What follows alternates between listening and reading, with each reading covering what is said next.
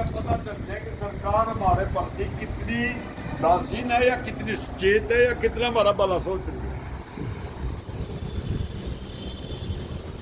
और मेरे ख्याल में जितनी भी सरकारें आई हैं इतने ऐसी तो कोई भी नहीं रही होगी आज तक।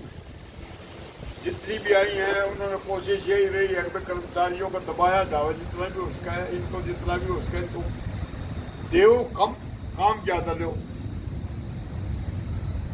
जिस दिन से ये सरकार आई है उस दिन से इन्होंने ये कंप्यूटर सिस्टम शुरू करते हैं। भाई जितनी जो ब्रांचें हैं ये कंप्यूटराइज करती हैं, उनमें क्लरिकल स्टाफ था जितना उसको कम कर दिया है।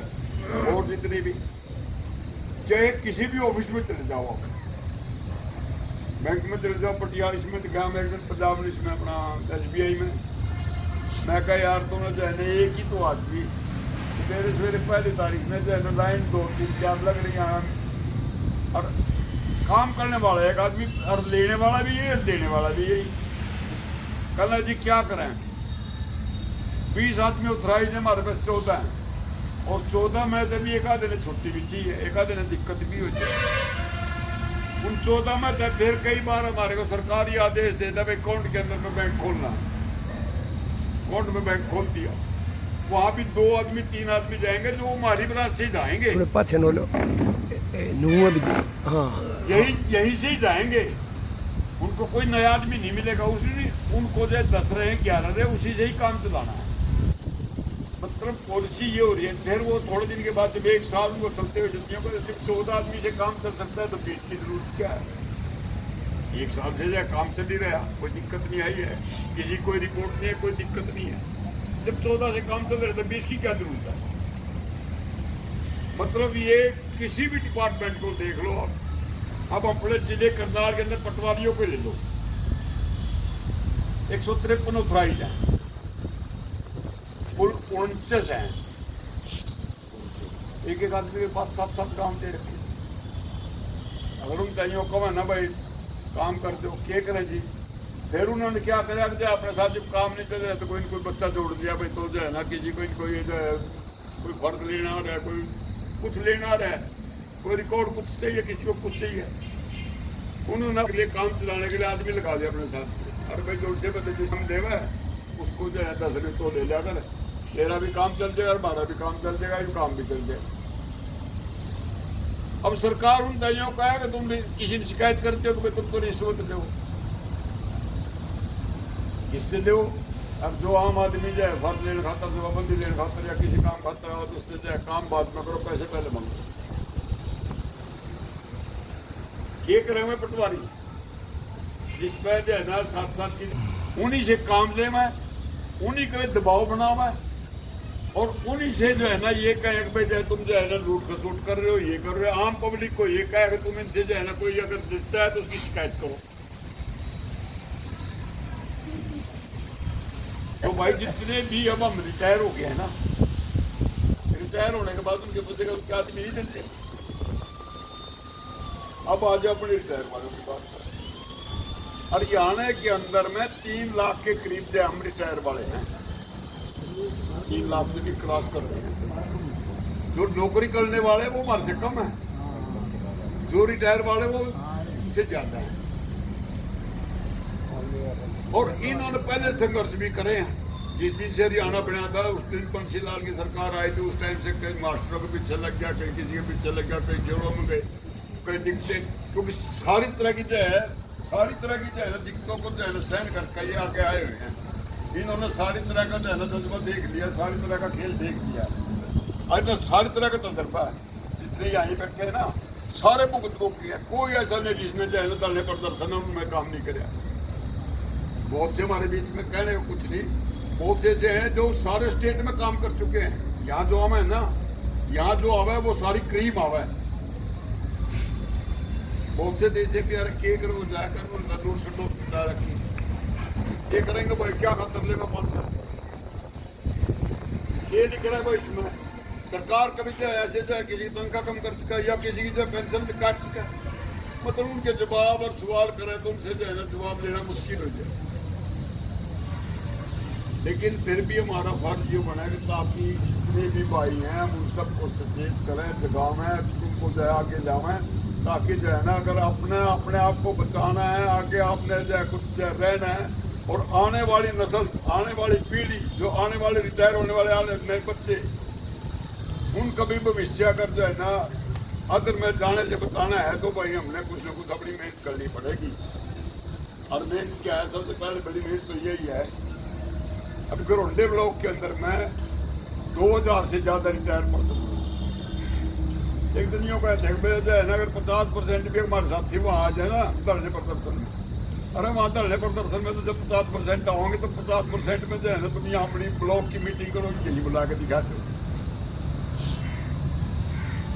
कारण क्या है,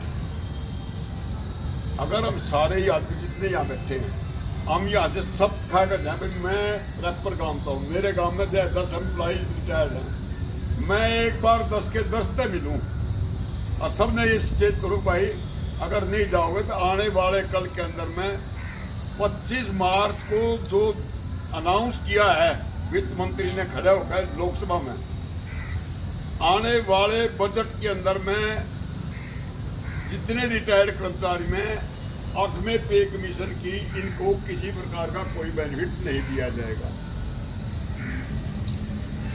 अब जैसे मास्टर ने बताया वो पेंशन का टिक्का का जो है ना एक बूंद से छोड़ रखी है, अगर उसका रिएक्शन तो हो गया तो टिक्का कर देंगे लागे निका, और भाई रिएक्शन कुछ नहीं है तो देखा आज तो तारा जो है ना 8वां पे कमीशन की जो रिपोर्ट इन्होंने लागू कर ली है उसके अंदर में आज तो तुम्हारा जो है ना सारा जो भी आपको बेनिफिट मिलना है, कोई नहीं का है ना हमारे को जो है ना 2 पॉइंट जो है ना 86% ट्रीटमेंट मिलेगा, कोई कुछ मिलेगा।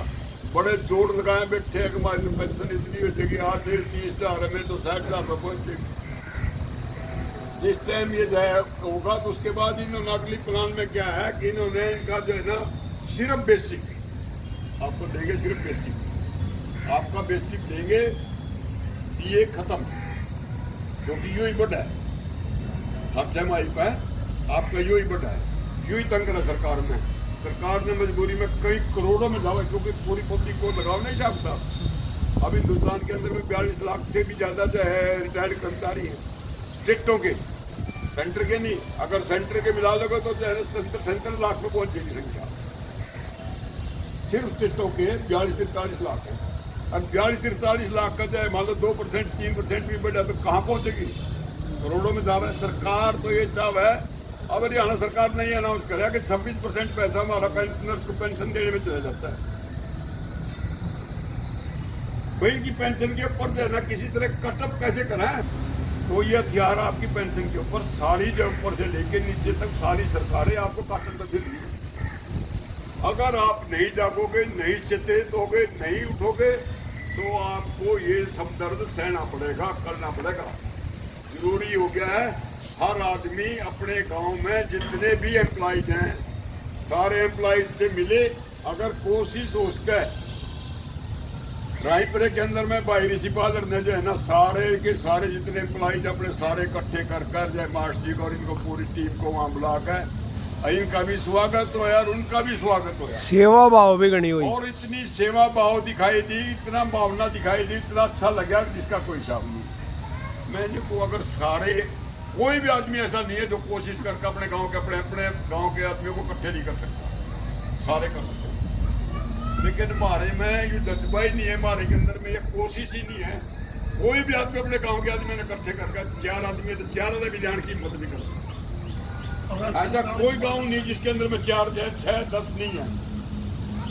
महावीर मैंने पता आपके गांव में 16 आदमी है, मैंने पता 16 में तो 2 है भी रहे हैं, तीसरा भी आ गया, कोई बात नहीं है, कोई बात नहीं भाई। मेरा कहने का मतलब ये है भाई जितने भी एम्प्लॉइज बैठे, जितने भी भाई यहाँ बैठे, जितने की कोशिश है हमारी तो यही एक डालना है।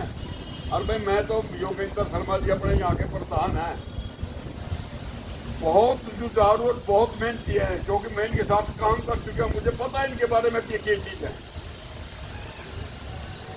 लेकिन समय के साथ सारा कुछ हो जाए। गर्मी में थोड़ी निकला लगता, अरे जब थोड़ी गर्मी कम हो जाए, जो दिखा हुई मौसम ठीक है, जिससे पहले दिक्कत पे यहाँ डालना है या कोई अपने डालना आ गया, चाहे फिर थोड़ी गर्मी छुट कुछ भी हो, कितनी भी हो,